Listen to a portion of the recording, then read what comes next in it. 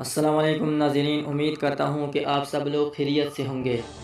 ناظرین، آج میں بہت ہی افسوسناک خبر دینے والا ہوں۔ یہ افسوسناک خبر سعودی عرب کے متعلق ہے۔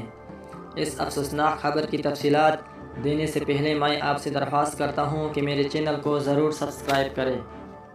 غیر ملکی خبر رساں ادارے کے مطابق یمن سے حوثی باغیوں کی جانب سے سعودی صوبے جازان پر میزائل حملے کے نتیجے میں 3 افراد جان بحق ہو گئے۔ سعودی اتحادی فوج کے سربراہ کرنل ترک المالکی نے حملے کی تصدیق کرتے ہوئے کہا ہے کہ گزشتہ روز حوثی باغیوں کے میزائل حملے میں شہریوں کو نشانہ بنایا گیا، جس کے نتیجے میں ابتدائی طور پر 2 افراد جان بحق ہو گئے، تاہم بعد میں ایک اور شخص چل بسا۔ سعودی اتحادی فوج کے سربراہ کا کہنا ہے کہ حوثی باغیوں کی جانب سے شہری آبادی کو نشانہ بنایا جانا شہریوں سے دشمنی کے زمرے میں آتا ہے، تاہم سعودی شہریوں کی جان و مال کی حفاظت کو ہر قیمت پر یقینی بنایا جائے گا۔